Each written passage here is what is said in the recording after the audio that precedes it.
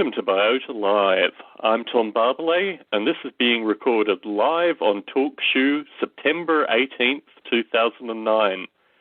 For more information on the Biota podcast, check out biota.org/podcast.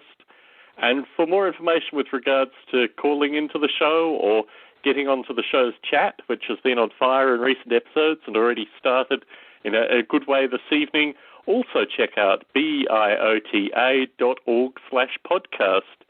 So the next episode will be recorded 8 p.m. Pacific, Friday, October 2nd.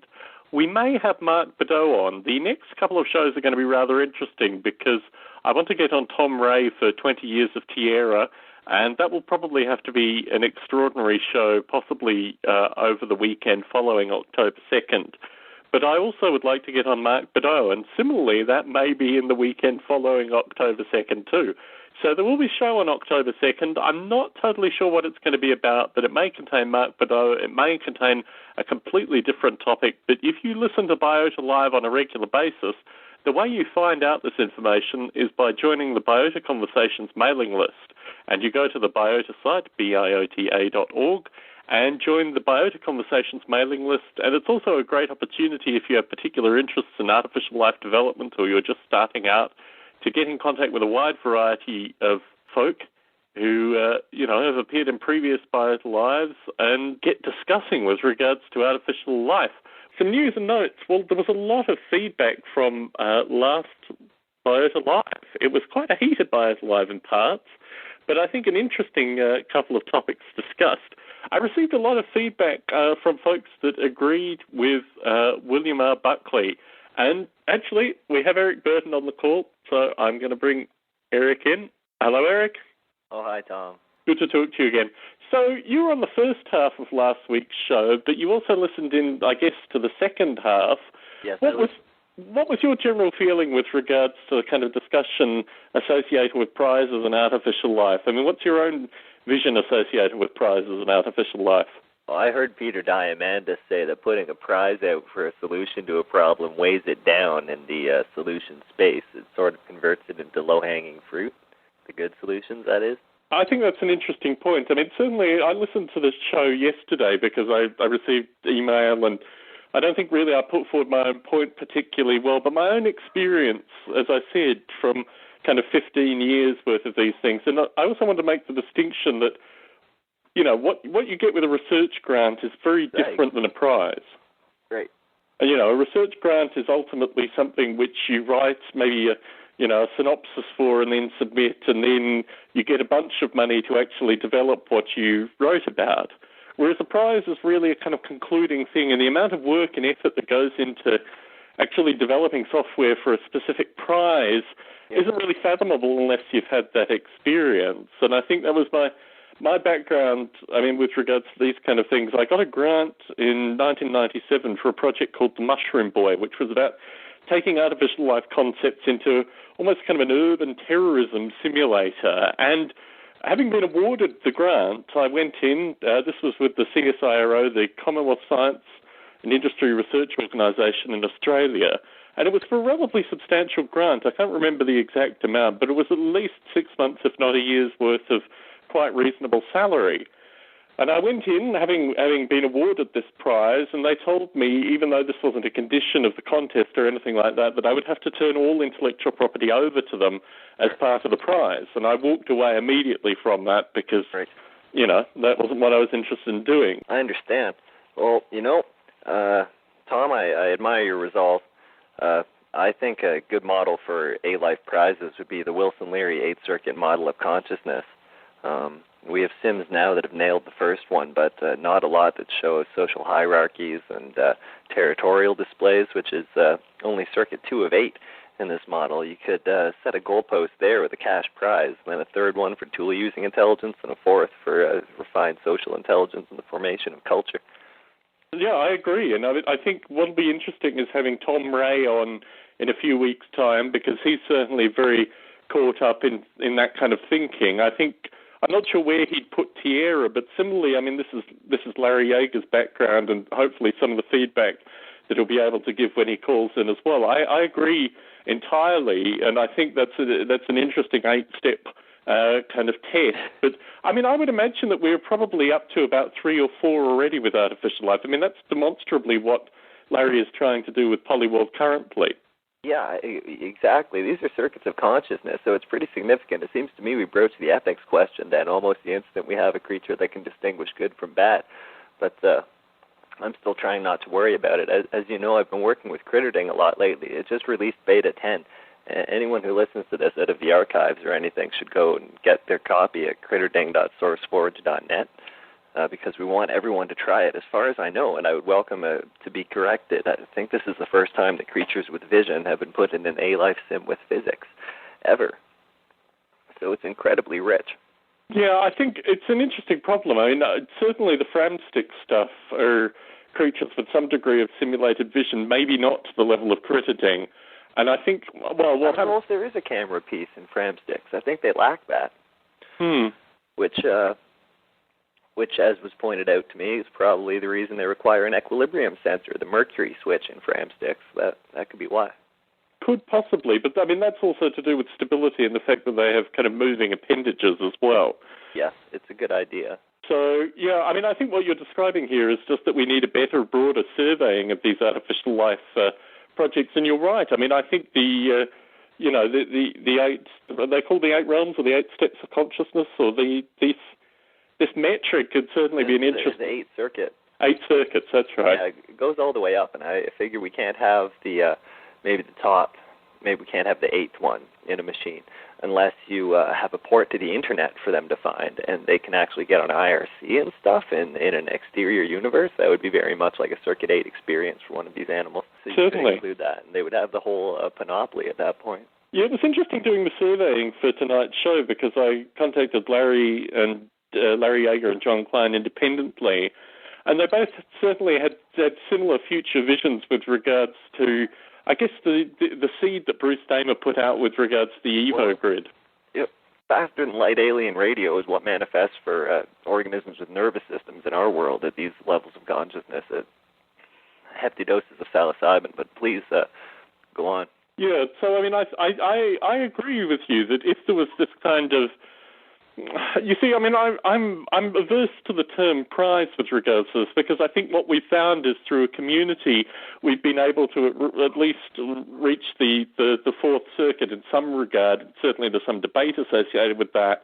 But I think you can actually get that far just with a community that has active discourse and seems to all be kind of irking their way towards some kind of goal. So, I mean, maybe either subconsciously or consciously, it'd be interesting to have Tom Ray on because he writes with regards to this very issue, both with regards to kind of human neural chemistry and also simulated neurochemistry, whether this is the actual aspiration for all artificial life developers fundamentally. I mean, do you see us as a community actually reaching these goals without the need for a prize, Eric? Well, it's hard to say. I made a post, I think, to the Singularity list today, just reminding everyone, because I've heard these big prices being bandied about lately for what AGI might cost, and I said it could be produced by someone in his basement who makes a program that gluts itself on the internet and starts to speak coherent sentences and comprehend better than a human does. As far it could come out of nowhere, as far as we know. I don't think it's necessary to associate a cost with it. It would cost us nothing then, except for the unpaid hours of work the guy did on it. It would be worth that. Certainly. I mean, the feedback that I've given recently with regards to all these developers, I mean, when Dick Gordon was here specifically, was that you couldn't actually afford to pay all the artificial life developers that have contributed to the community so far. I mean, you couldn't raise that kind of money. We have another call on the line, and I believe it is Bruce Damer, so let me just bring him in. Hello, Bruce. Hello, Tom. Oh, Bruce Damer. So we have Eric back on tonight's show. I got a lot of feedback, as you might expect, from the last Biota Live associated with the discourse that William provided about the need for prizes. And I've had correspondence this week from Tom Ray, John Klein, and Larry Yeager with regards to, well, in Tom Ray's case, what he's doing currently in appearing on a future Biota Live. But Larry and John, they all seem to echo the same thing, which ironically vends perfectly into your other life associated with with the Leary archive. Eric, do you want to discuss your idea of the prize and how it relates to the Timothy Leary's thinking? The prize? Well, I was thinking. I was thinking, and there are a few models really that I think apply to A-life pretty interestingly, like Maslow's pyramid of needs. But I was thinking the Wilson-Leary eight-circuit model of consciousness was the best way to hinge goalposts on the development of artificial life, or at least a good way you could have increasing cash prizes for territorial displays at 2, and tool using intelligence at 3, and formation of culture at 4. And then, if these things start to acquire hedonic states, fifth circuit functioning, then you could get $1 million, something like that. What do you think, Bruce Damer? Well, what was interesting, and it's something I neglected to bring up on the last call, was I went to see Richard Dawkins in 2001 in Oxford with Stuart Gold. And Richard had been a speaker at Biota 2, so we were familiar. He was almost going to come to Digital Burgess, but they had a last-minute cancellation. And I talked about something we were calling the Alive Prize. And that was a little bit like this idea, in that each year there would be, in a sense, it would be a scoring system. It wouldn't necessarily be a cash prize at all. So each year there would be a group that would look at it. It's like a figure skating championship where you hold up signs saying 7.2 for style and 5.9 for execution. But you would have a group that would hold up their signs and say, here on the 5 classifications of how well your simulated ecosystem's doing, we're giving you these little red stars or blue stars or gold stars or numbers. And it would be a very encouraging thing to people building whole systems that try to do the proto-life or the A-life thing. And no, absolutely. A series of goalposts is absolutely essential. I mean, even within one sim, if you could have graduated fitness functions based on goalposts, that would really move things. Yeah, exactly. And Professor Dawkins was very interested in that and was willing to be a part of it. In some way, he said, I'm not sure I would. He said I would be very interested to help set the initial framework of what the goalposts would be, or the different types of goalposts. Maybe one of my graduate students or colleagues would be the ones that would be looking in every year if this was presented. So, in a way, it's a prize of a different sort. It's what you'd get in kindergarten for making progress. Not a cash thing, and it's not it's not something that doesn't go awarded. Everyone gets a little star on the grid on the wall. Merit. Well, I mean, that is why we could see some real work appearing if there were some cash prizes. But I think the interesting point, which has come through this discussion, but also the correspondence that I've had over the past week, is that independent of a cash prize, Larry on one side crediting with regards to what Eric is talking about. I mean, I think Polyworld crediting, possibly things through NEAT, these kind of things have worked their way up to at least Leary's fourth circuit and possibly even into the hedonism fifth circuit.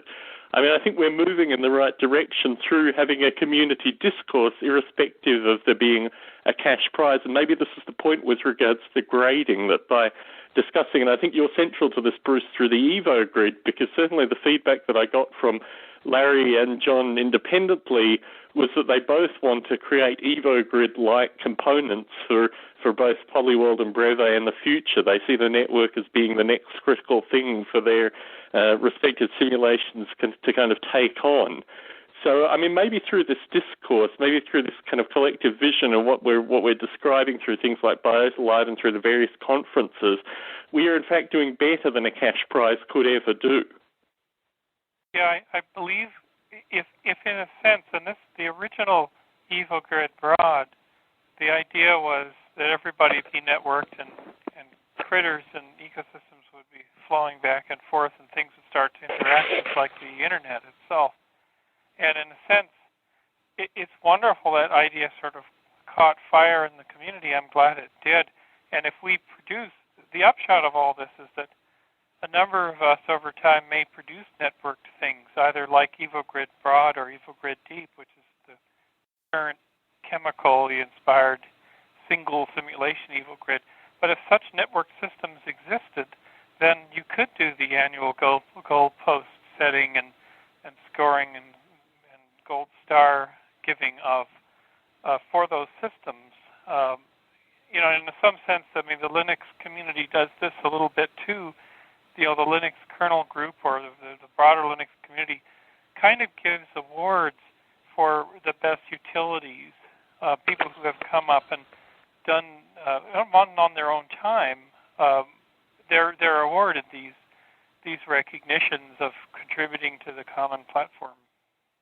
So maybe we are in fact doing the inaugural version of this award this evening, because I mean the topic for this evening was really to explore and discuss existing open source artificial life programs that were really critical. I mean, in terms of... I was so excited, the Critterding Beta 10 hit within days of your show on Breve and Polyworld, Tom, because it's very much a spin-off of the Polyworld concept. I saw something approaching what Critterding has sort of come past now called Achilles a while ago that had memory leaks and was out of development, and it looked like it could have been a next Polyworld.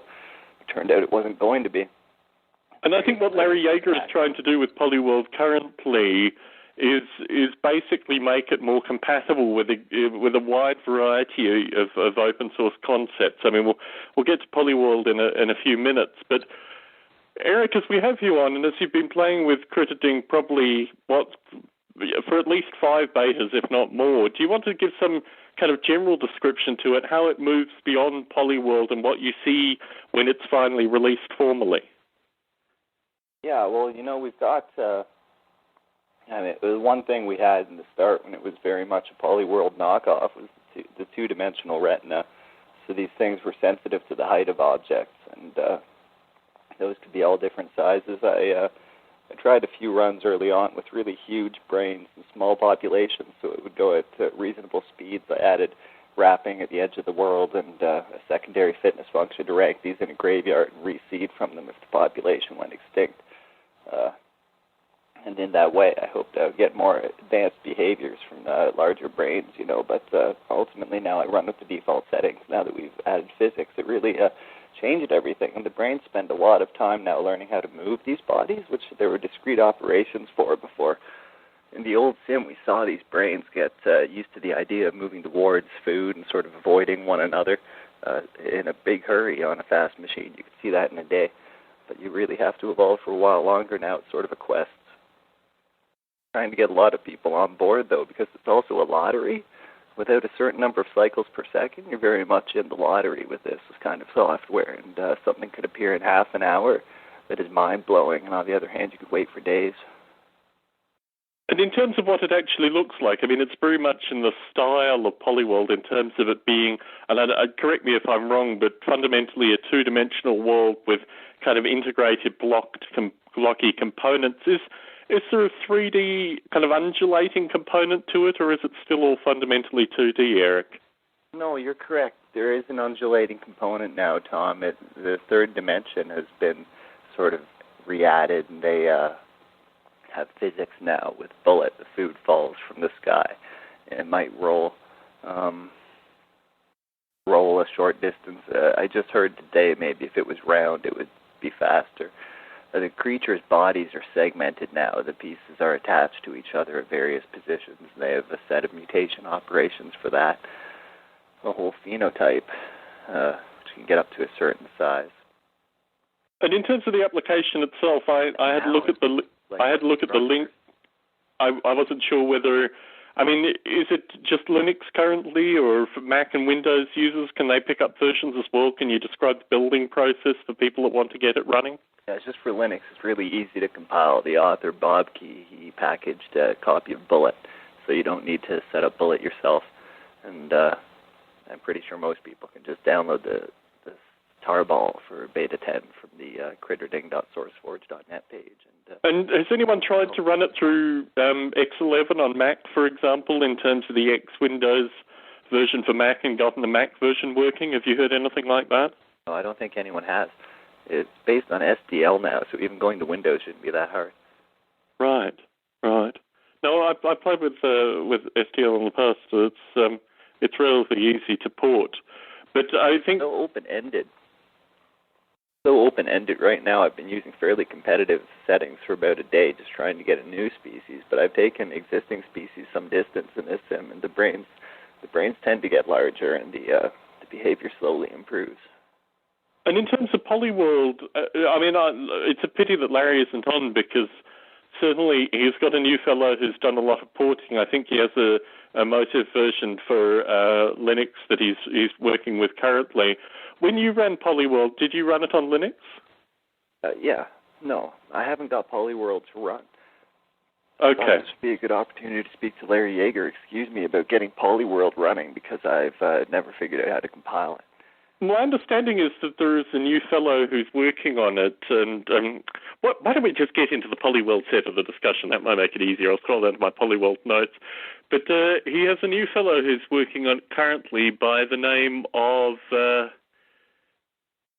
Jordan Purr, who apparently has changed all the building options. Larry's maintaining the Mac version, but my understanding is Jordan Purr is now changing it over to Linux and possibly even a Windows version. I have played with it on the Mac quite a bit. In fact, I rewrote the Polyworld neural network brains into Noble Ape, so the Noble Ape brains and the Polyworld brains could interact competitively.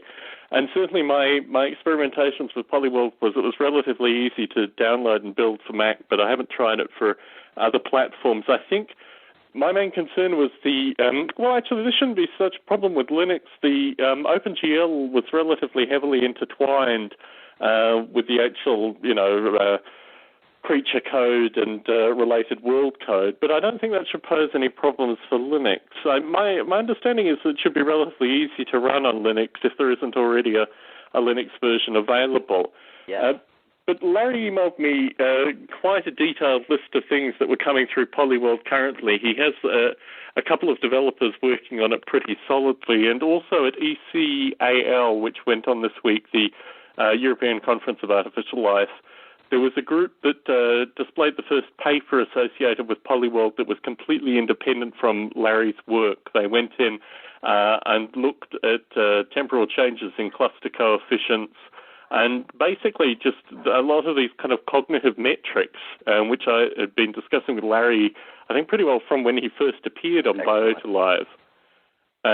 So from that, they were able to pull out what he's calling the Brain Connectivity Toolbox, or BCT, which you can get to brain-connectivity-toolbox.net, which is being moved to C++. I'm not sure whether it came from Polyworld initially, but there's some connection with Polyworld in terms of actually extracting cognitive metrics, which really was a lot of the stuff that Larry and I discussed when he first appeared on Biota Live.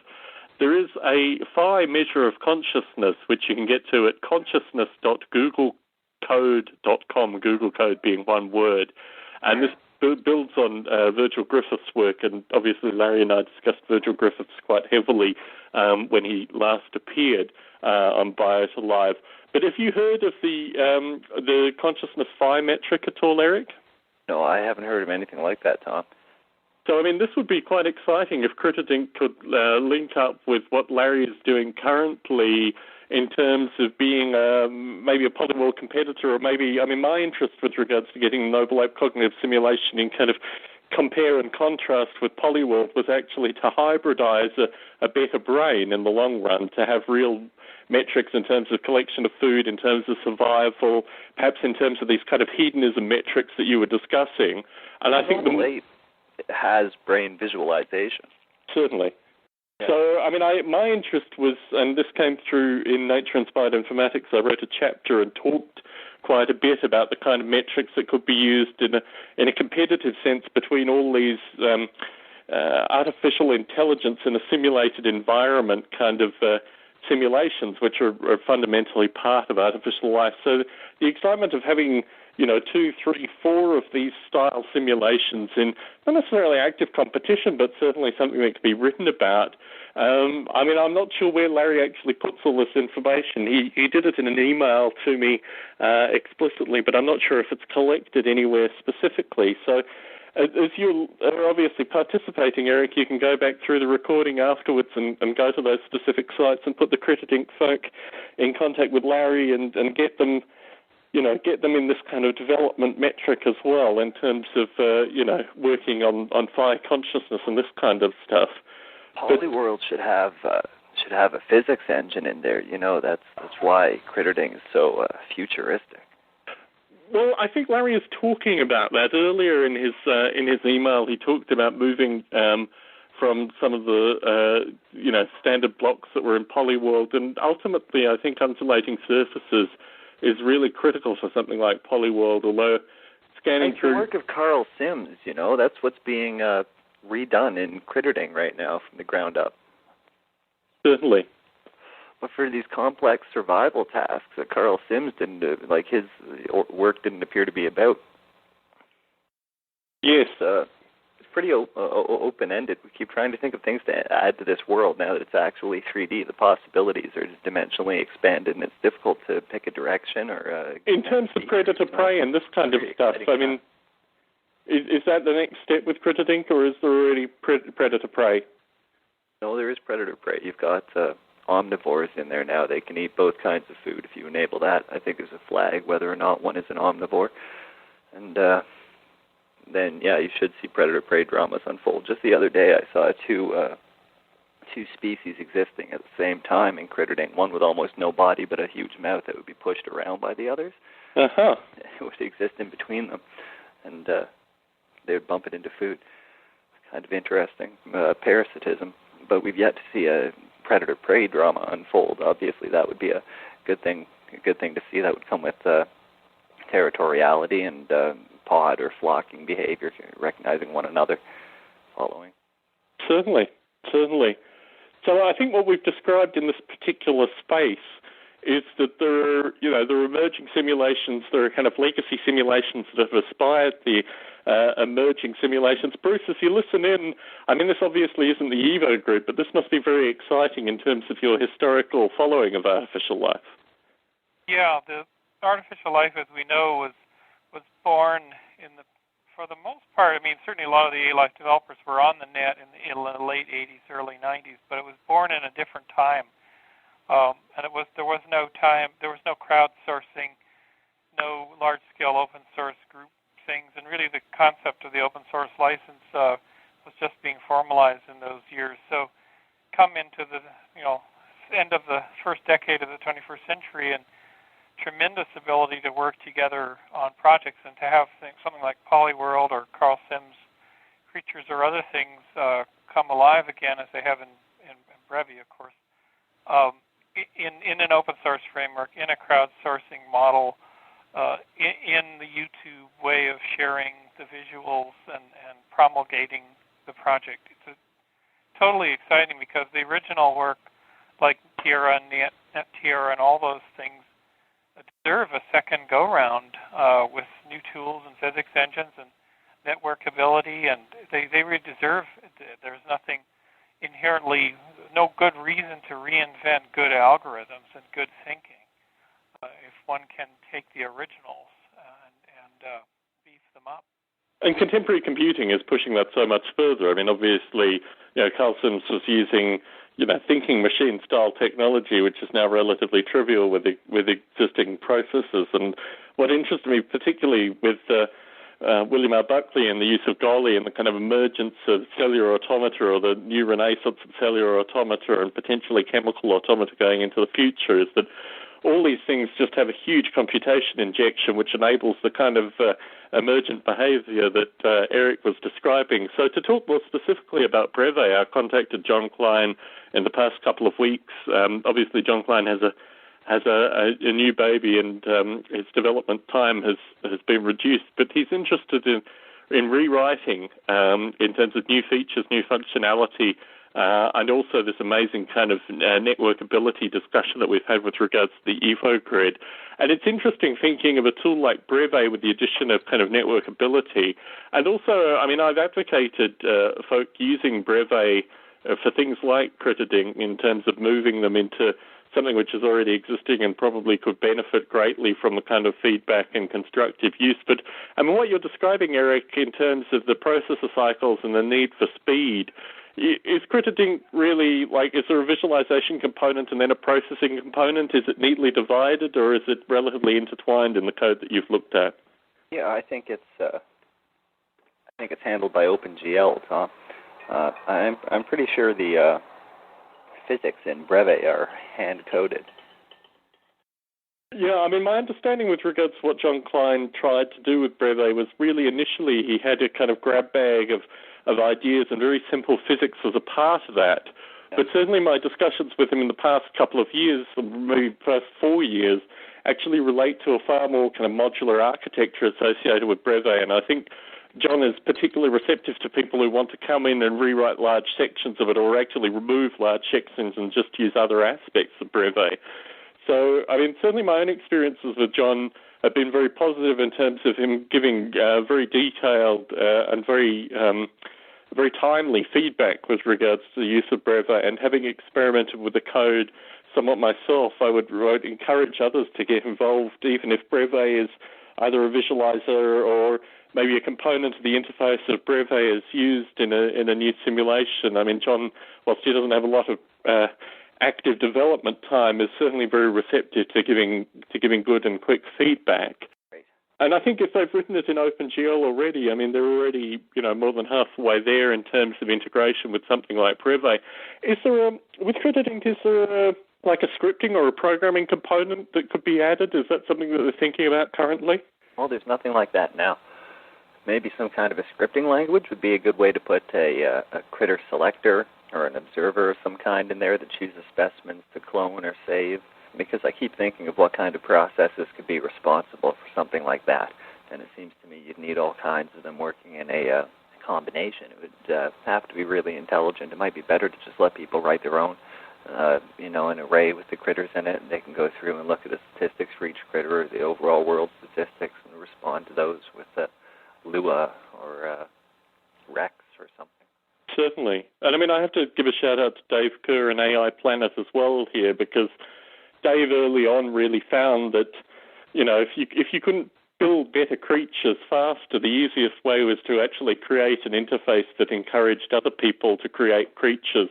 I was thinking about this recently. He had kind of tiger-like creatures, duck-like creatures, salmon-like creatures, shark-like creatures, all contributed by users relatively early on. And I think this is really the idea of Breve as well, in terms of actually having a relatively open architecture that allows people who have particular interests to write code into the environment. So for some things it doesn't work. For some artificial life simulations it doesn't work. But certainly when I was first pitched doing a scripting language for Noble Ape, it took me a couple of iterations to get my head around it, but it certainly enabled a new group of users to get involved. So, I mean, if I could give any feedback to the crediting creators, maybe some kind of interactability. I mean, they already seem to have, a user base that would be relatively receptive to that kind of thing by the sounds of it.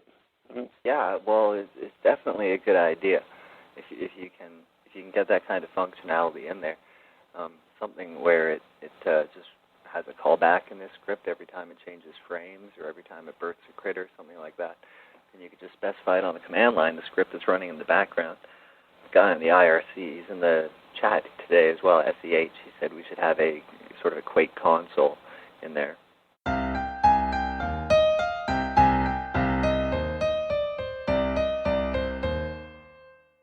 Certainly. I mean, visualization is also part of it, and I wanted to bring Bruce in here because there has been some EvoGrid development recently, and I think, ultimately what you're trying to create with the EvoGrid, Bruce, is one of these great open source artificial life projects fundamentally. So do you want to talk a little bit about the philosophy of visualization and maybe some of the philosophy of using existing black box tools with regards to creating the EvoGrid?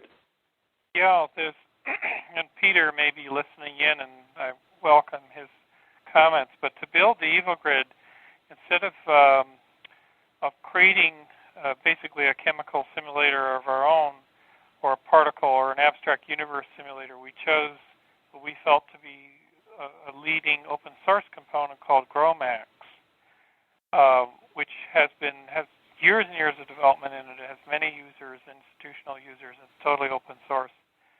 And Peter was able to export the binary format from it, because we had to put a feedback, parse the binary format, put it into a new server architecture, and then allow distributed clients to analyze the dump. And that's the real goal of EvoGrid Deep, is to run it for some frames with hopefully millions or billions of particles, some of which are objects really, like molecules. Dump the frame out at a certain point and let distributed analyzer clients go and look through it. And those analyzer clients will be based on the open source BOINC framework, which of course people know more popularly as SETI at Home from UC Berkeley. So the visualizer component of the EvoGrid is entirely screensavers that are looking for signs of emergent ratcheting up complexity, i.e. structures, kind of regular structures or repeating structures in space or in time, or reactions in time, reaction sequences. So either behaviors or structures or both. And so you're distributing, you're doing two things. You're going to distribute your engine across a grid of machines you can have the maximum computing power, but only very little patches of the simulation itself will be visualized in order to look for this self-emergent complexity. So the visualization isn't going to never dream of visualizing the whole thing at once. You're just trying to find interesting stuff going on, and when you find interesting stuff going on in an area, the SETI at Home grid or the EvoGrid at Home clients report back to the server and say, found something interesting. Why don't you can do with that what you will. What the server may do is say, well, let's throw more computers or cores and allow this little area isolate it, put it in a race. Power. Go ahead, Eric. I was saying you can isolate it and put it in a race at that point, start evolving it for locomotion parameters, and then put it back in a world. Well, of course, the challenge is what we're trying to do on the scientific side of the EvoGrid is to really do it in the terms of a black box where we're allowing the simulation to kind of request up more computing resources based on our belief system about what's important, but we're not driving it. So we're trying to let the emergent phenomenon come out on its own rather than teasing it out or having intelligent designers making widgets in the system. Pretty interesting. It's the opposite of the only A-Life application on BOINC now I know of, Genetic Life, where he does the computation for the primordial soup on everyone's PCs. He gets like 50 trillion generations or something like this, and then he just writes out the final soup file, and he says he gets a lot of parasitism and sort of distributed organisms, can't really isolate one to export. And maybe it's in need of distributed analysis. Yeah, and that early on we decided we could have done it that way. Right. The challenge, the problem is for what we were trying to do, we were actually literally trying to simulate an actual full-size little toy universe, which means a cubic centimeter of dirty water in the primordial soups of the ancient oceans is a massive computing challenge.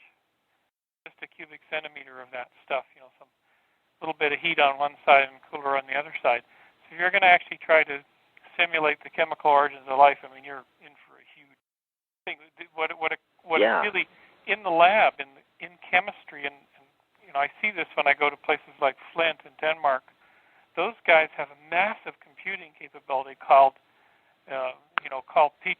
chemical vessels, and there's massive computing going on in these vessels as they cook them in their ovens, and then they shake them, and then they add new things, and there's all this computing going on in chemical computing.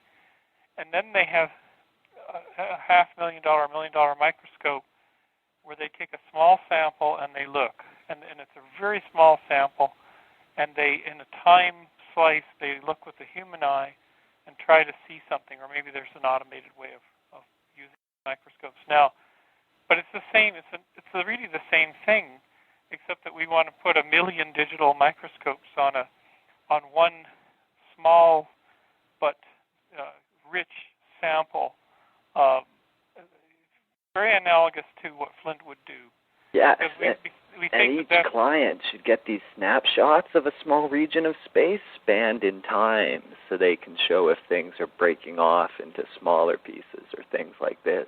Yeah, and here's the problem, and there's a boundary problem, because each client that's doing analysis comes up to a boundary where, something interesting might be happening in the next boundary. So the server has to say, well, this one reported little rings forming, and then this one who was analyzing this patch some milliseconds or seconds later also reported a few rings in its little patch. So there's a bigger patch of rings forming somewhere, and therefore the server has to make the decision what's interesting. And so really you can't get away from having a central grid.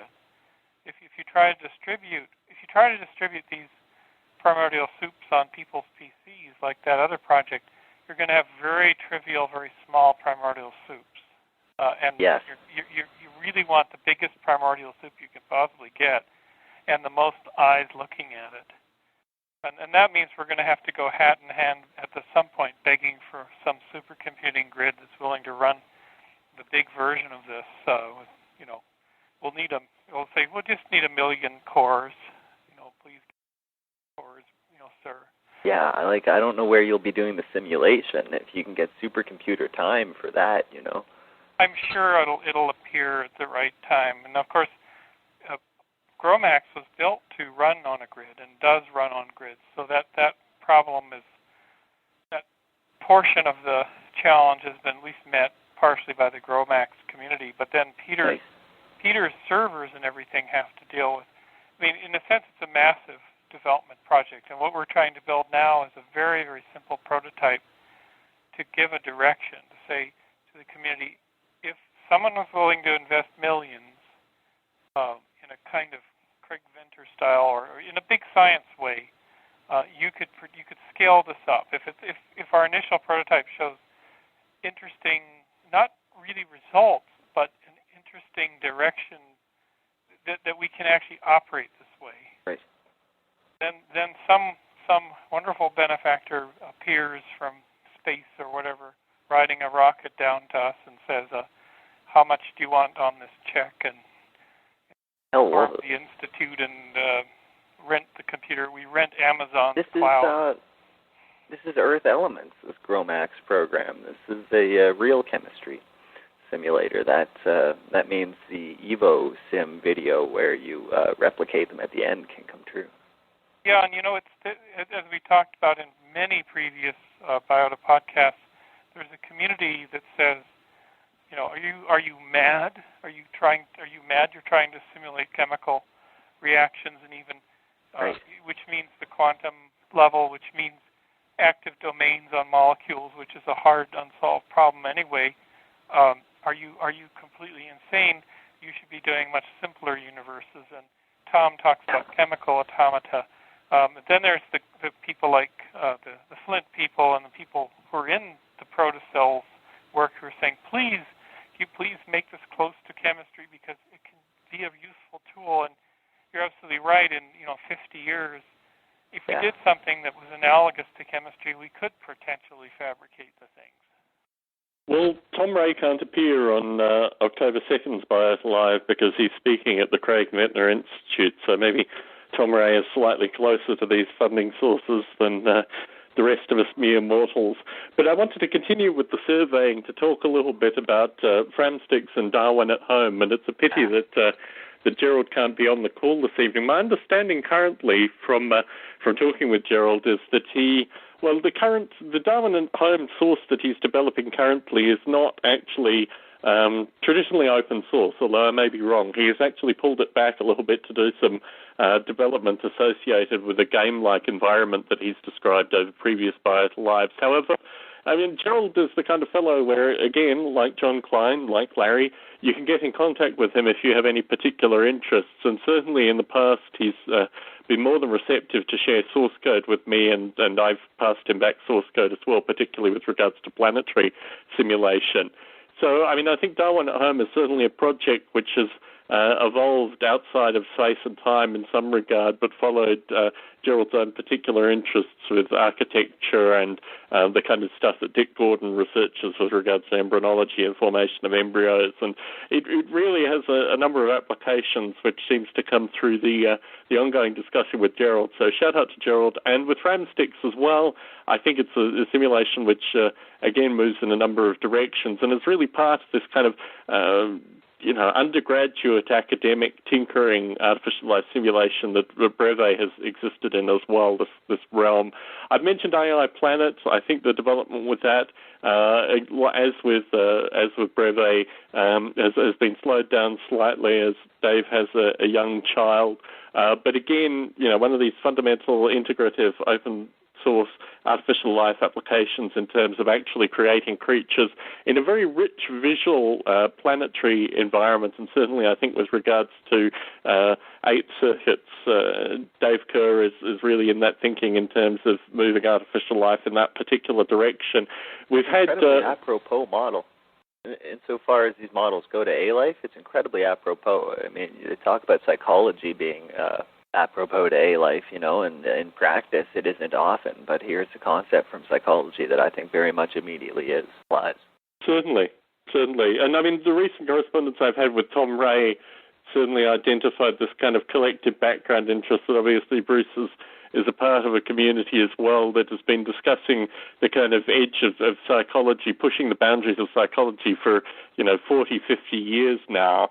And really that is also vends quite neatly into the artificial life community. It's interesting that maybe contemporary computing is actually reaching that level, that kind of at singularity or perhaps even post-singularity point where these kind of simulations can evolve and actually provide answers in software to these framed challenges.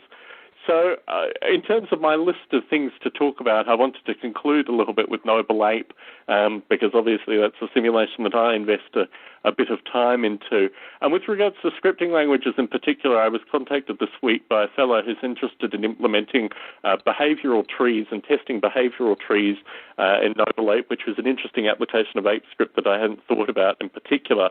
I've already discussed the idea of noble apes existing in a polyworld environment and also polyworld creatures existing, sea monkeys existing in noble ape, in the noble ape environment, and certainly I think this is a future direction that I'd like to encourage. I mean, if CritterDink exists as well in this kind of artificial intelligence in a simulated environment space, then obviously there's potential future collaborations there as well. And the Linux version of Noble Ape is very much up to date, and if they want to utilize the kind of undulating visualization methodology, it's certainly very easy to include kind of feeding pellets and other related elements. Although, having said that, I am now also looking at procedural movement. I have been developing, when Noble Ape was originally developed, there were predatorial cats that preyed on the noble apes, the fierce felines.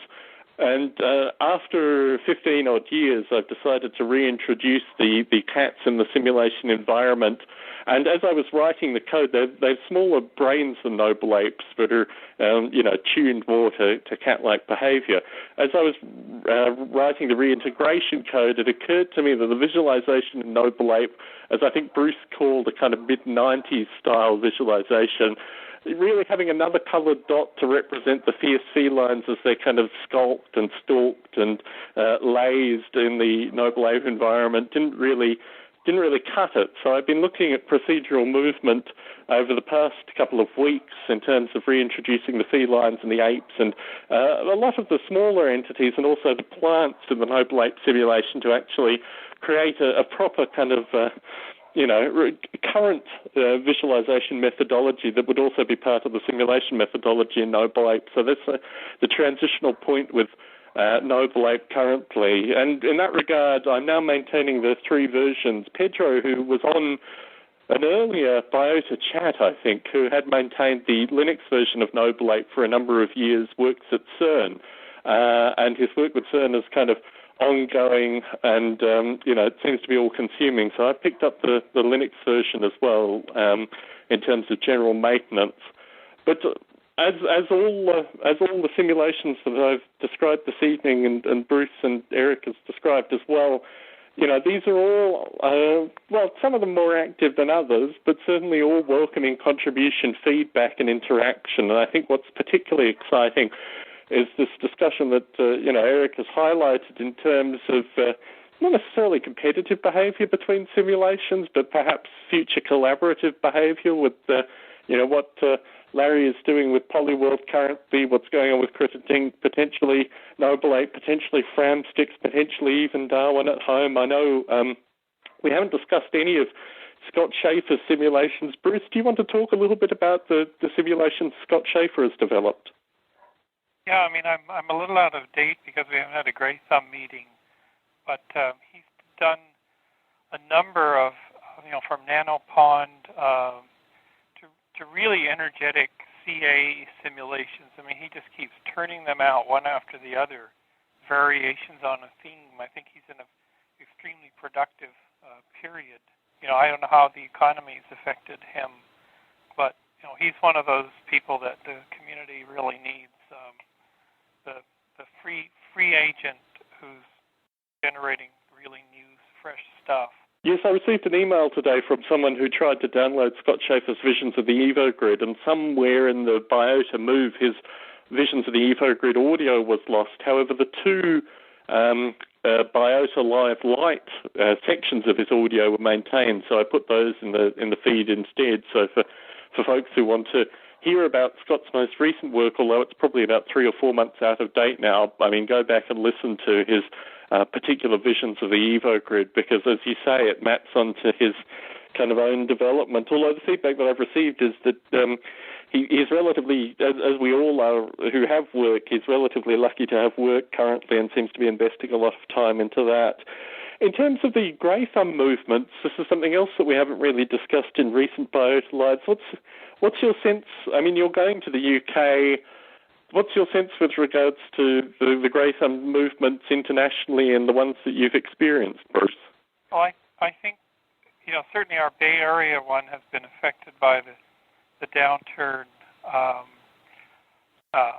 O'Share, I think, is leaving SRI, and that was our meeting spot. Everyone is kind of rushing around trying to preserve their income, and people have shifted jobs. So I think it's a lull. I don't foresee being able to do a Grey Thumb meeting in the UK on this trip. Certainly, the wonderful thing is if I'm able to be involved in Artificial Life 12, which is one of the reasons I'm going to Denmark in about a month, is that I will be a human physical conduit to the A-Life conference, that I can reach out, do some outreach to the Grey Thumb type world and suggest that they might be able to submit papers for that particular track. So I'm hoping that my continued involvement as sort of in the crossing between the A-Life, the academic A-Life and the wet A-Life communities and the complexity communities and the EvoGrid project and whatever, I can help encourage more Grey Thumb meetings and presentations and the involvement in the A-Life 12 conference.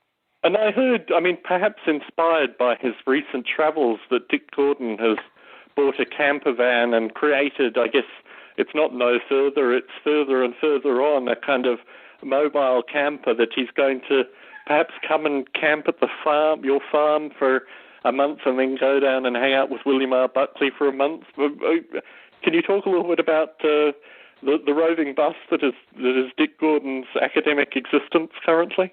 Yeah, we're trying to work out when we're going to be here, because we have a big family matter and a move we're trying to do from the East Coast or resolve in other ways.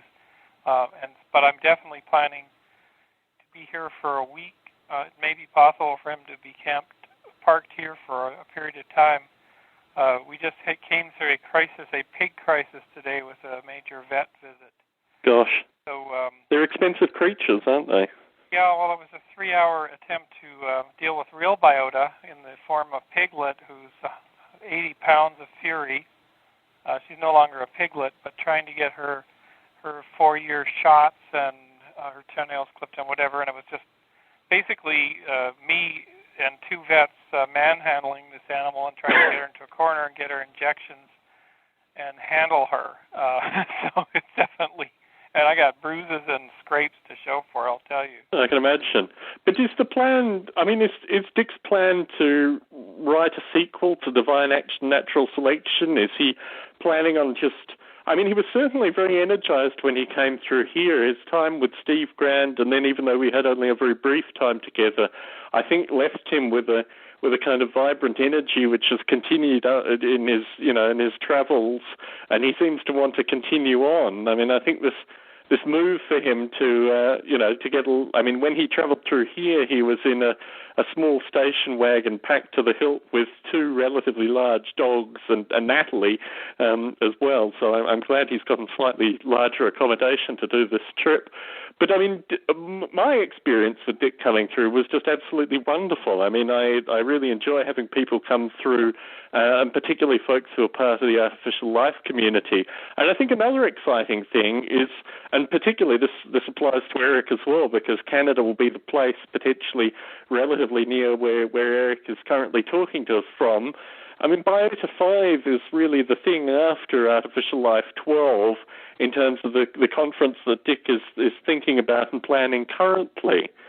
Do you want to talk about this kind of broader movement that Dick is inspiring in his travels? Well, I think that, what Dick seems to want to have the theme, and I think it's excellent, for Biota 5, which may be in Winter Pig, as us Canadians are usually call it, is the origin of design, i.e., is design something that emerges from nature? Is it, this is the form that the book took. But design is everywhere around us, and if it emerged through evolution, it's an amazing thing. If it emerged through a creator, well, that's another, amazing thing too. But in a sense, I think he wants to vivify Dina, the book, Divine Intervention, Natural Action, in the conference, and I think it's potentially timely and very interesting. If we have Evil Grid results by then, we may see the emergence of very, very simplistic designs from the simulation. We could present that in 2011. But it sounds like through the other simulations that have been described this evening, there are equally, well, maybe more long-term results that could also be presented. I mean, Eric, as you're listening in, I think your first call related to your frustrations of not having a vibrant artificial life community around you, with the sense that in 2011 you will be converged upon by all quarters for artificial life developers the world over. I mean, this must be an interesting idea to have Biota 5 in your part of the world. Yeah, well, it is. I would go to something like that. I just want to say, in the event of natural selection, these simulations we're doing now that start with types of bodies already in place and this sort of thing might be the only ones that will result in phenomena like we see on Earth in the event of intelligent design. That is probably not the case, and the Evil Grid is likely to succeed, but we are thousands of hours out from hitting the wall with the simulations like Polyworld and Critterding, and I think to a certain extent all of them are competing for users and need people to explore the phase space that they open. And maybe that's what the show is about this evening, is really talking to, well, I mean, in many regards, talking to the choir about these simulations, but also, describing where they are currently and where they're going in a kind of collaborative fashion in the future. Yeah. Well, I certainly hope, maybe we can start to see critter exchanges between Polyworld and Critterding, Well, this is really the vision of Biota Eve as well, fundamentally. If those two simulations are roughly orthogonal, maybe we'll start to see an exchange of DNA between them. That's not clear yet. I mean, software is heading towards openness. It's easier than ever now to run an application on any operating system, and he had XML, and that came to not so much, but yes, this is the direction we're going in. One of the things we're trying to do with the EvoGrid, just to sort of put this in before we run out of time, is to allow anybody to develop starting soups or to suggest and run an experiment, and anybody to modify the physics to create the artificial universe, and anybody to develop new analysis techniques to look for patterns. So really make it utterly open and hopefully scriptable in some way. Peter has a lot of experience with Python, so I suspect we might see Python emerge in there somewhere. Well, I'd like to thank you both for once again, a wonderful discussion. It's a pity that Larry Yeager couldn't be on the call. I think we need to start working out better times, and this is going to come through with Mark Badeau and Tom Ray in the near future. Like I said, the next podcast will be on October the 2nd. It may feature Mark Badeau. It may feature something completely different, but the place to find that information is the Biota Conversations mailing list. Wonderful to speak with you both this evening. And Eric, I mean, for folks who are interested in getting crediting, who may not be in the kind of, Linux community, is there a general movement to produce a Windows or a Mac version? Is that something that you could see happening in the near future? I think so. I think we'll see some ports. People should help us port it if they have those other operating systems. It's certainly relatively easy to test. I mean, even if it's not auto config or anything like that ready, it's certainly easy to test the Mac-related port. With the Mobile 8 version for Linux, for example, I downloaded a GTK Plus framework for Xcode, and I'm sure that something similar. In fact, I'm pretty sure something is similar for the crediting graphical API. I know that there should be one out there, so it shouldn't be too difficult. Yeah, it's all OpenGL on SDL right now. I don't see problems moving it to other operating systems. I hope we get more users soon. There were more downloads after the beta release and going on FreshMeat than maybe ever. Yeah, FreshMeat is key. FreshMeat is critical. Talk about what they're doing. I think it's really important they come on IRC and join the mind share, because it's an important thing not to be running in a vacuum. You can get started in a big hurry by talking to people who already have, and so on. And if anything interesting happens, there should be people there to tell you whether or not it's remarkable. Oh well, we'll see what happens. Terrific. And Bruce, you're departing shortly for another European whirlwind trip by the sounds of things? Yep, PhD meetings in London. I'm going to see Galen in New Jersey, then PhD meetings in London, then Denmark as well, with Steen, Harold Fellerman, and Martin Hanzig. So you'll be back sometime in November? Probably, yeah, around the 1st, 2nd, 3rd, 4th of November, something like that. It's a long one, so I'm winterizing the farm here. Gosh. Well, once again, I'd like to thank you both for participating, and thanks to folks for listening. Good night.